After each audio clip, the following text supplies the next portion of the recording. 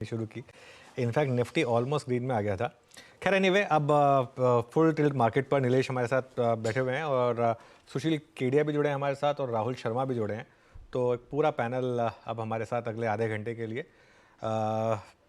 सुशील, good afternoon. क्या market को देख के लग रहा है ये मार्केट क्या आज इसने टॉप बनाया या आज इसने बॉटम बनाया? टॉप 4 दिन पहले बन गया निफ्टी का, बैंक निफ्टी का 10 दिन पहले बन गया। और बाकी ग्लोबल मार्केट्स की जो डिक्लाइन शार्पर थी, बजट के कारण जो बेयर्स थोड़े सहमे कदमों से थे, उनको कोई ऐसा कारण नहीं मिला कि वो अपने स्टांस को चेंज करें।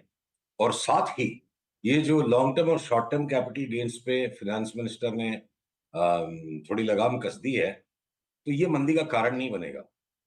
क्योंकि देखिए, फ्यूचर में कभी ना कभी तो वापस तेजी आएगी करेक्शन होने के बाद। तो क्या फिर ये, अगर टैक्स उसका कारण होता तो दोबारा कभी तेजी नहीं आती। लॉजिक को सिंप्लीफाई करते हैं। और जब मकान मालिक किराया कब बढ़ाता है? जब किराएदार किराया बढ़ा के दे सकता है। स्टॉक मार्केट इंडिया का सेकंड मोस्ट सब्सिडाइज्ड बिजनेस रहा है। एग्रीकल्चरल इनकम पे टैक्स नहीं, स्टॉक मार्केट में लोएस्ट है। फाइनेंस मिनिस्टर को मालूम है स्टॉक मार्केट में उफान है, वो यहाँ से ज्यादा टैक्स वसूल सकती हैं। उन्होंने थोड़ा यहाँ टैक्स बढ़ा दिया, और वो एक रीजन नहीं है। रीजन ये है कि मार्केट्स ऑलरेडी इतने गर्म हो चुके थे, और पूरे वैश्विक बाजारों के करेक्शन के साथ अब इंडिया थोड़ा लेट से ज्वाइन कर रहा है, वो करेगा।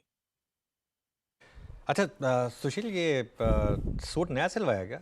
एकदम नहीं, चमकदार लग रहा हो। नहीं, ये पर्पल कलर कुछ नॉर्मली पहनने के मौके कम होते हैं। आज फाइनेंस मिनिस्टर ने बजट सुंदर दिया, उन्होंने भी पर्पल कलर पहना था। मैं दौड़ के गया, क्लोजेट में से मिल गया, तो मैं बोला imitation is the best form of flattery and appreciation. हाँ ठीक है। अच्छा, राहुल शर्मा भी है हमारे साथ। Rahul, good afternoon. राहुल जी, कैसे देख रहे हैं आप इस बजट को? मार्केट में थोड़ा प्रेशर है लेकिन लोअर लेवल से रिकवरी भी है, मतलब स्ट्रेंथ तो है मार्केट में इनहेरेंटली। जी, गुड आफ्टरनून अनुज जी। देखिए, अंडरटोन मार्केट का काफी ओवरबॉट था, इसमें कोई दो राय नहीं है। और फाइनली मार्केट को एक रीजन मिला कहीं ना कहीं प्रॉफिट बुकिंग करने का, एक पुल बैक देने का।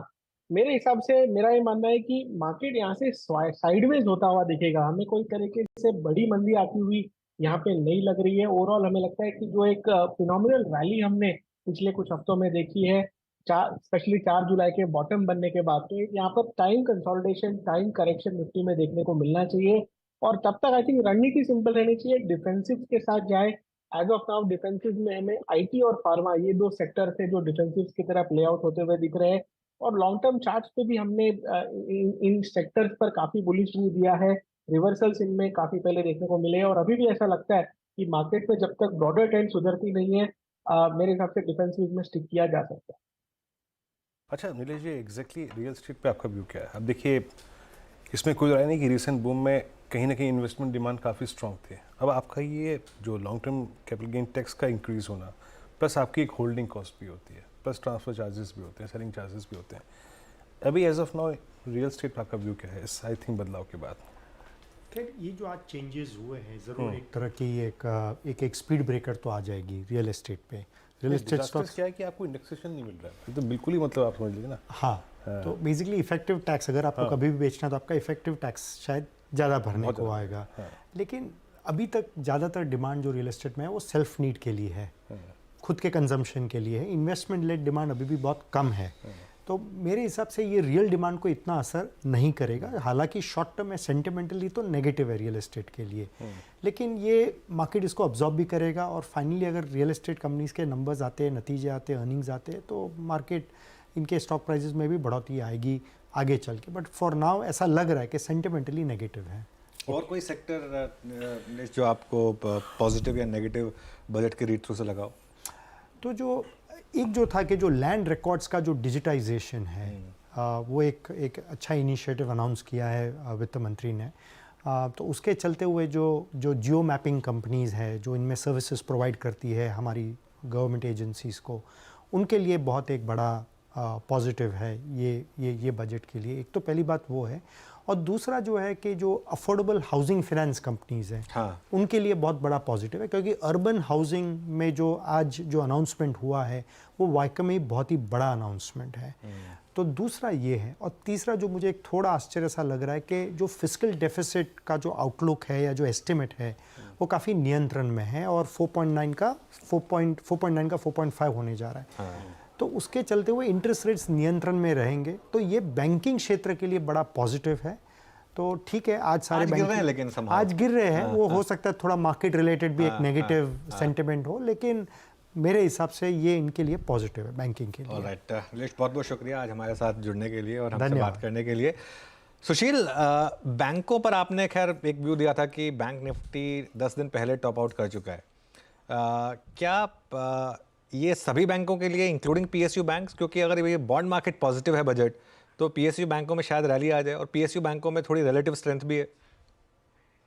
देखिए अनुज, उम्मीद पे दुनिया कायम है, शेयर बाजार की तेजी नहीं। ये ट्रेंड बिल्कुल बिगड़ चुका है और बैंकों की चार्ट में सिग्निफिकेंट करेक्शन की जगह है। तो मैं यहाँ किसी भी तरह की लॉजिकल बात आपकी लॉजिकल है बिल्कुल, पर हर लॉजिक से ज्यादा बड़ी लॉजिक भाव की लॉजिक है। तो मैं यहाँ दुस्साहस नहीं करूंगा। बैंकें बहुत ज्यादा भारी लग रही हैं चार्ट्स, और एक बार अगर करेक्शन को जो बनना शुरू हो गया है, इसको लगता है लीड बैंक्स ही करेगी, वीकनेस है चार्ट्स। ओके अच्छा, अभी एक प्रश्न मैं आपसे हल्का सा जोड़ लेता हूँ यहाँ पे। सुशील जी, जब आप एक शब्द का इस्तेमाल करते हैं लॉन्ग शॉर्ट, शॉर्ट लॉन्ग, तर्कसंगत, अगर आप देखें अभी जो आईटी ने और या फिर आईटीसी ने जो स्ट्रेंथ दिखाई है या फिर एफएमसीजी ने, इसमें आपका कोई इंटरेस्ट है सर? देखिए, एफएमसीजी पे लगातार 2.5 महीने से हम तेजी में बने हुए हैं। अभी भी कुछ दिनों तक और तेजी चलेगी। 1900 पे हमने साल भर पहले हिंदुस्तान लीवर में 2900 का व्यू लिया था, 2100 पे वापस 2900 का लिया। अब हो सकता है 2900 पे एक छोटा टेम्पररी टेक प्रॉफिट होके, क्या पता हिंदुस्तान लीवर 3200 भी हो जाए, वो नहीं पता। तो चाहे टाटा कंज्यूमर अभी लास्ट वीक भी आपके साथ वापस नया बाई कॉल ट्रिगर किया कि और ऊपर के भाव में लेंगे। तो एफएमसीजी एक सेफ स्पेस है, जहां पर जब भी बाजार का टॉप आउट आता है, फंड मैनेजर्स के पास एक सर्टेन अमाउंट से ज्यादा कैश होल्ड करने का कंफर्ट नहीं होता है। तो सबसे ज्यादा सेफ सेक्टर ये है, इसमें पैसा डाल के कोई रॉन्ग नहीं हो सकता। तो ये सेक्टर सबसे लास्ट बढ़ता है, और आईटी दूसरा है। तो हम दोनों पे लगातार तेजी में रहे लास्ट 2 महीने से। आईटी और एफएमसीजी के स्टॉक्स को अभी भी हम बेचने की हड़बड़ी नहीं करेंगे, और 4-5-6 दिन देखेंगे इनको। हो सकता है सिग्नल्स आ जाए 4-5 दिन बाद, बट इस स्तर पे अब इनको क्या लेंगे, हमारी लेन बहुत नीचे के लेवल की है।